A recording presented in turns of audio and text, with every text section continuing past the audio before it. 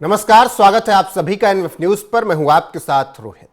2024 का लोकसभा चुनाव जब हो रहा था तो विपक्ष ने एक पूरी तरीके से बीजेपी के खिलाफ माहौल बनाया कि अगर 400 सीट वो मांग रहे हैं तो इसका मतलब है कि संविधान बदल देंगे।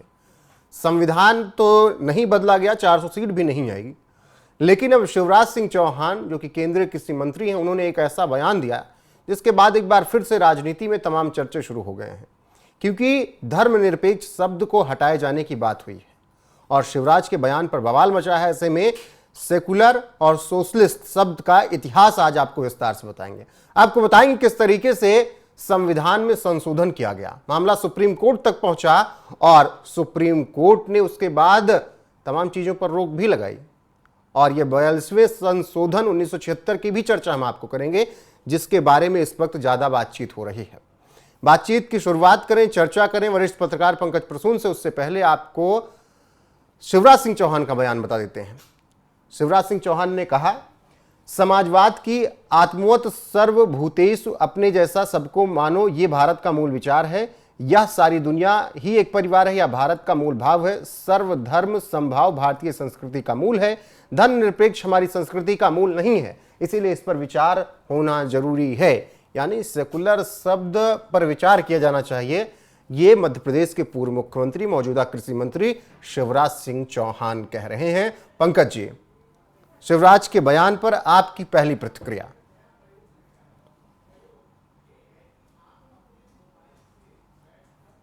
मेरी आवाज आ रही है? जी हाँ। मैं दोनों शब्द के बारे में पहले बता देता हूं।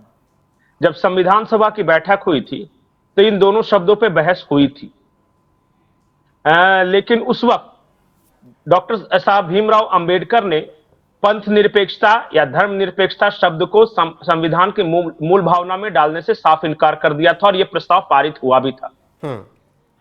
ये तो चोरी से चुपके 42वें संविधान संशोधन में इंदिरा गांधी ने इमरजेंसी के दौरान ये दोनों शब्द डाले हैं और बदमाशी स्वरूप डाले हैं। मैं आपको बताता हूं क्यों। एक आम आदमी धर्मनिरपेक्षता का मतलब क्या समझता है? कि सभी धर्मों में कोई भेदभाव ना हो, यही सोचता है ना? जी बिल्कुल। लेकिन उसके लिए सही शब्द है क्या है पता है? धर्म सापेक्षता।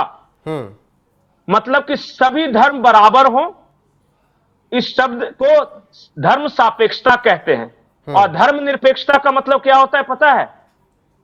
कि आपको किसी भी धर्म में विश्वास नहीं हो, आप निरपेक्ष हैं। एक है धर्म के प्रति सापेक्ष होना, अपेक्षा से ये शब्द।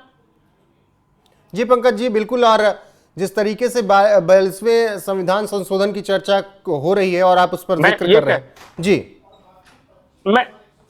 मैं ये कह रहा था कि आप किसी धर्म को नहीं मानते हैं और आप सभी धर्मों को समान रूप से ट्रीट करते हैं। ये दोनों अलग अलग चीज है कि नहीं? आप बताइए, आप धर्म सापेक्ष हैं, सभी धर्मों को समान रूप से इज्जत देते हैं, या आप धर्मनिरपेक्ष हैं या किसी धर्म को नहीं मानते हैं? दोनों का मतलब यह है।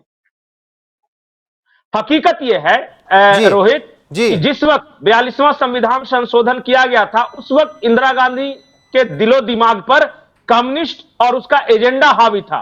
और कम्युनिस्ट किसी धर्म को नहीं मानते। कम्युनिस्ट किसी धर्म को नहीं मानते, वो लोकतंत्र को भी नहीं मानते। किसी भी कम्युनिस्ट कंट्री में लोकतंत्र नहीं होता, आपको शायद पता नहीं।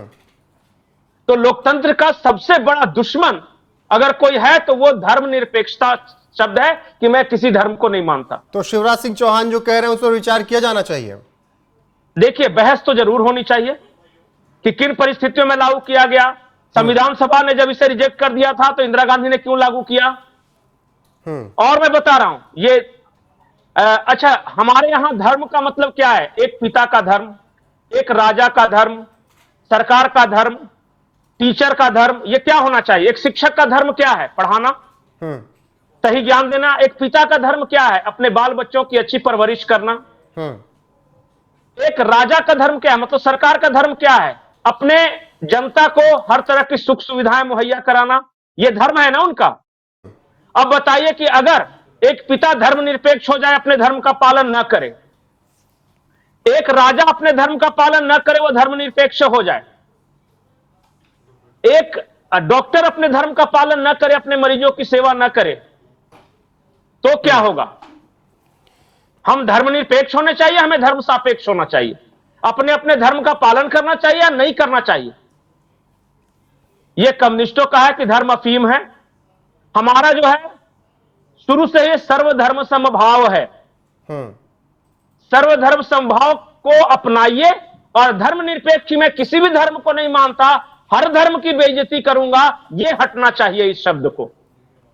नहीं तो और इसीलिए ये सारा कुछ हुआ था। 42वें संशोधन में बहुत सी चीजें हुई, ऐसा कि सब कुछ है, संसद के पास इतने अधिकार आ जाएंगे कि वो अपने हिसाब से कानून बना सकेगा, सब कुछ कर सकेगा।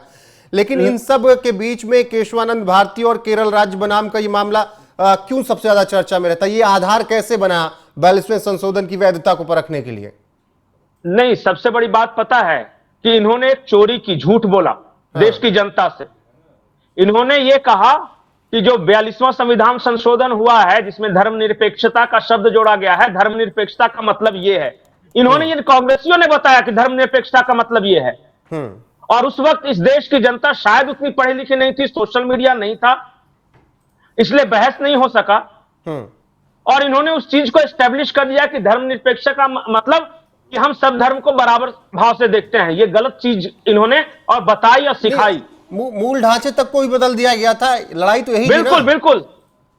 जो बाबा साहब भीमराव अम्बेडकर ने जो संविधान बनाया था और जिसको हमारे संविधान सभा के महापुरुषों ने पारित किया था, उस संविधान की मूल भावना तक बदल दी थी इंदिरा गांधी ने। उस संविधान की मूल भावना, 42वां संविधान संशोधन को उन्होंने अपने आप में मिनी संविधान कह दिया था, करार दिया था। और संविधान में अगर सबसे बड़ा छेड़छाड़ किसने किया है बाला साहब के संविधान में, तो कांग्रेस ने किया है, 42वें संविधान संशोधन के दौरान किया है।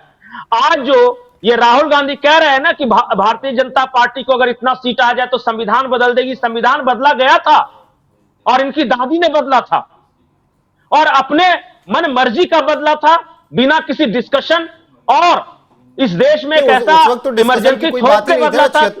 76 में डिस्कशन का कोई चांस ही नहीं था, देश आपातकाल में था, कोई चांस नहीं। बिल्कुल। और जानती थी वो कि सारे विपक्ष के नेता जेल में है, कोर्ट मेरी कठपुतली है, बाकी सारी संवैधानिक संस्थानों को मैंने अपनी जेब में रखा, इसलिए मैंने ये परिवर्तन कर दिया।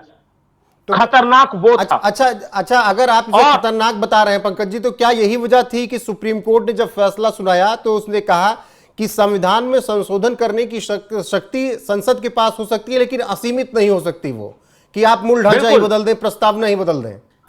बिल्कुल। और ये शब्द बोला है, प्रियम्बल्स कांट चेंज। और इन्होंने प्रियम्बल्स में ये समाजवाद और धर्मनिरपेक्षता शब्द जोड़ा था, वहीं पे बदलाव शुरू किया था। और हमारी संविधान सभा और बाबा साहब भीमराव अंबेडकर ने भी कहा था कि कुछ भी हो जाए, संविधान की मूल भावना नहीं बदली जा सकती। और ये डॉक्टर राजेंद्र प्रसाद, सर्वपल्ली राधाकृष्णन, इन सबका एक मत था उस वक्त। लेकिन ये नेहरू खानदान और उसके लोगों ने संविधान की मूल भावना बदली, अपनी अंग्रेजियत, अपने कम्युनिस्ट एजेंडे को यहां पे लागू करवाया जबरदस्ती, डंडे के जोर पे। और आज जब इनकी सत्ता चली गई है तो ये देश में घूम घूम कर ये कह रहे हैं कि बाकी लोग संविधान बदल देंगे। नहीं, यही मन का चोर इनका अपना है। बिल्कुल। और ये दोष दूसरों पर दे रहे हैं। बिल्कुल पंकज जी, और इस पर जिस तरीके से शिवराज सिंह चौहान ने बयान दिया, उसके बाद अब तो राजनीति भी खूब हो रही है और कहा जा रहा है कि जो 400 सीट मांग रहे थे उसकी असलियत अब दिख रही है। अच्छा, 42वां संविधान संशोधन क्या था? क्या संविधान की मूल भावना बदली जा सकती है? इस देश के दलित, इस देश के पिछड़े, इस देश के अल्पसंख्यक बताएं।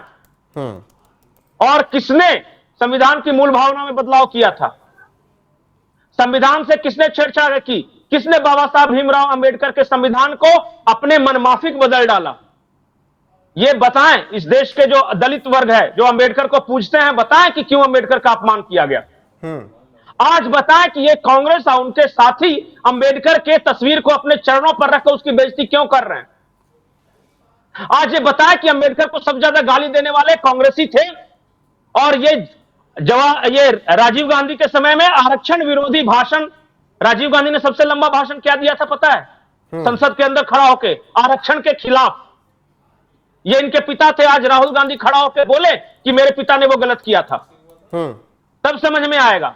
ये आधे अंग्रेज, आधे हिंदू, आधे पारसी, आधे मुस्लिम, आधे ईसाई, आधे पता नहीं, सारे आधे आधे करके ये देश की जनता को बरगला रहे हैं और कह रहे हैं कि इस देश की जनता किसी भी तरह के धर्म को मानती ही नहीं।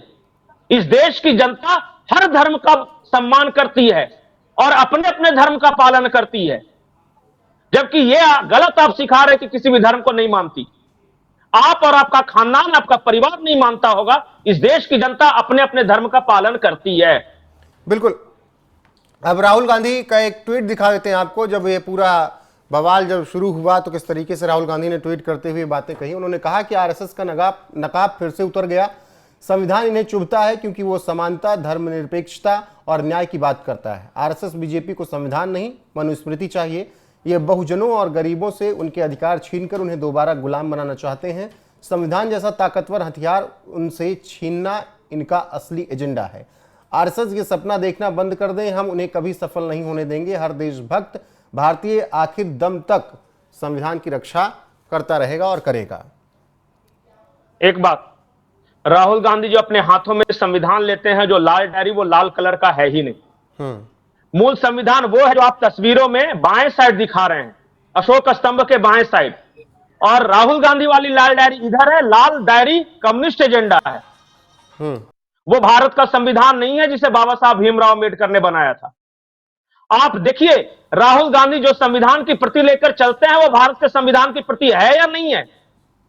बाबा साहब भीमराव अंबेडकर का जो मूल संविधान है उसमें राम और कृष्ण दोनों का था, और उसका मूल भाव यही था कि हर वर्ग को हम इक्वली ट्रीट करेंगे और सबकी सेवा करेंगे। भाव सेवा था। और लाल किताब में भाव है क्रांति, तनाव पैदा करना। दो विचारधारा इस देश में, रोहित, मैं आज बोल रहा हूं, एक विचारधारा है जो इस देश के गरीबों के, बहुजन की सेवा कर उनके आर्थिक स्थिति को ऊपर करे, उनके सामाजिक स्थिति को ऊपर करे, और एक विचारधारा वो है जो समाज में कमियों को दिखाकर तनाव पैदा करे और फूट डालो और राज करो करे। आप बताइए कि सेवा भाव वाली विचारधारा जो बाबा साहब भीमराव अम्बेडकर ने जो संविधान बनाई थी वो है, या लाल किताब वाली विचारधारा जो समाज में जातिगत तनाव, क्षेत्रीय तनाव, भाषागत तनाव पैदा कर इस देश में फूट डालो और राज करो की नीति अपनाती है? इस देश की जनता को फैसला करने दीजिए। ये देश की जनता खुद तय करेगी। अब आपको एक बार पूरा विस्तार से चीजें बता देते हैं। पंकज जी, आपका अभी तक इस पूरी जानकारी देने के लिए शुक्रिया। एक बार पूरी डिटेल दर्शकों तक पहुंचा देते हैं, दिखाइएगा। शिवराज सिंह चौहान का बयान सबसे पहले, और इसके बाद जो राजनीति शुरू हुई है उस पर अब बातें हो रही हैं। ऐसे में चलिए एक एक करके आपको विस्तार से चीजें बताते हैं किस तरीके से संविधान में सेकुलर शब्द का इतिहास रहा है। 26 जनवरी 1950 में सेकुलर शब्द स्पष्ट रूप से संविधान में शामिल नहीं था। ये बाद में शामिल किया गया, जिसकी चर्चा भी हम लगातार कर रहे थे। संविधान के कई प्रावधान जैसे अनुच्छेद 25 धार्मिक स्वतंत्रता, अनुच्छेद 26 धार्मिक संस्थानों का प्रबंधन, अनुच्छेद 14 समानता का अधिकार और अनुच्छेद 15 धर्म के आधार पर भेदभाव का निषेध सेकुलर सिद्धांतों को दर्शाते थे। मतलब सेकुलर शब्द पूर्ण रूप से नहीं था। संविधान सभा के दौरान सेकुलरिज्म की अवधारणा पर बड़े स्तर पर चर्चा हुई थी, लेकिन इसको उस वक्त शामिल नहीं किया गया था कि इस शब्द को शामिल किया जाए। सेकुलर शब्द को संविधान में औपचारिक रूप से 42वें संशोधन 1976 के माध्यम से जोड़ा गया, और ये दौर था आपातकाल का, जब आपातकाल 1975 से 77 तक देश में थोपा गया। इस संशोधन ने संविधान की प्रस्तावना में सोशलिस्ट और सेकुलर शब्दों को जोड़ दिया था। मतलब कि मूल भावना में ही बदलाव कर दिया कांग्रेस की सरकार ने, जिससे भारत को सोवर्जिन, सोशलिस्ट और इसके अलावा सेकुलर डेमोक्रेटिक रिपब्लिक घोषित किया गया। अब ये सब कुछ हुआ इंदिरा गांधी के कार्यकाल में। यह संशोधन आपातकाल 1975-77 के दौरान इंदिरा गांधी सरकार में लाया गया था, जो हमने आपको शुरुआत में भी बताया किस तरीके से बदलाव किया गया। इस संशोधन को लेकर खूब विवाद हुआ, क्योंकि आपातकाल के दौरान सत्ता को मजबूत करने वाला ये कदम माना गया था, और उस वक्त की सरकार इससे मजबूत हुई थी। भारतीय संविधान के 42वें संशोधन 1976 को मिनी संविधान के रूप में भी जाना जाता है, क्योंकि मूल संरचना के साथ ही इंदिरा सरकार ने बदलाव कर दिया था। इसने संशोधन ने संविधान में व्यापक बदलाव किए। प्रस्तावना में समाजवादी, धर्मनिरपेक्ष और अखंडता शब्द जोड़े, जिसके बाद सुप्रीम कोर्ट ने भी इस पर आपत्ति जताई। मौलिक कर्तव्यों को शामिल किया गया और संसद की शक्तियों को बहुत ज्यादा बढ़ा दिया गया, जिससे सुप्रीम कोर्ट भी परेशान हो गया। इस संशोधन के कुछ हिस्सों को सुप्रीम कोर्ट में चुनौती दी गई, खासकर मिनर्वा मिल्स बनाम भारत संघ 1980 मामले में। अब इसके बाद फिर सुप्रीम कोर्ट ने फैसला भी सुनाया। सुप्रीम कोर्ट ने 42वें संशोधन की धारा 4 अनुच्छेद 31C में संशोधन और धारा 55 अनुच्छेद 368 में संशोधन को असंवैधानिक घोषित कर दिया, क्योंकि इंदिरा सरकार ने बहुत ज्यादा सरकार को मजबूत कर दिया था, संसद को मजबूत कर दिया था। धारा 4 के अनुच्छेद 31C को विस्तार दिया गया, तो इससे संसद को संविधान के किसी भी हिस्से को संशोधित करने की असीमित शक्ति मिल गई थी। कोर्ट ने इसे संविधान के मूल ढांचे के सिद्धांत का उल्लंघन माना और फिर इस पर रोक लगाई। सुप्रीम कोर्ट ने केशवानंद भारती 1973 मामले में स्थापित मूल ढांचा सिद्धांत का हवाला दिया कि किस तरीके से सरकार ने उस वक्त भी मनमानी की थी, जिसमें कहा गया था कि संसद संविधान के मूल ढांचे को नष्ट नहीं कर सकती है। ये बात सुप्रीम कोर्ट ने कही। धारा 4 और धारा 55 को रद्द कर दिया गया, जिससे संसद की संविधान संशोधन की शक्तियों पर सीमाएं बनी रहें। वरना सोचिए कि अगर जिस तरीके से इंदिरा गांधी सरकार ने ये बदलाव किए थे, अगर सुप्रीम कोर्ट ने रोक ना लगाई होती तो कोई भी आदेश सुप्रीम कोर्ट का आता, संसद उसे अपनी तरीके से बदल सकता था और संविधान में कुछ भी बदलाव किया जा सकता था। पंकज जी, ये पूरी डिटेल समझा दी। आखिरी टिप्पणी आपका इस पूरी खबर पर। मेरी आखिरी टिप्पणी मेरी नहीं है, फरवरी 2013 सर्वोच्च न्यायालय के न्यायाधीश डीवाई चंद्रचूड़ का बयान। उन्होंने कहा था कि स्वतंत्र जज होने के लिए नास्तिक होने की जरूरत नहीं है, आप सभी धर्मों को एक समान मानकर फैसला कर सकते हैं। और इस बहुत बड़ी बात कही थी सुप्रीम कोर्ट के जज ने, डीवाई चंद्रचूड़ थे जी। आपको अंग्रेजियत और नास्तिकता को छोड़ेंगे तभी आप भारत की मूल भावना और सर्वधर्म समभाव के नजदीक पहुंचेंगे। ठीक है पंकज जी, बाकी जो शिवराज सिंह चौहान ने कहा, जिस पर अब चर्चा हो रही है और आरएसएस का नकाब उतर गया है राहुल गांधी की तरफ से, बीजेपी का जो साजिश थी उसका खुलासा राहुल गांधी ने कर दिया, उन सब पर विस्तार से चर्चा की और यह भी हमने बताया है कि संविधान की मूल भावना के साथ खिलवाड़ किसने किया। तो बने रहिए हमारे साथ, हर एक अपडेट आपको यहां पर मिलती रहेगी लगातार। अभी के लिए बस इतना ही, नमस्कार।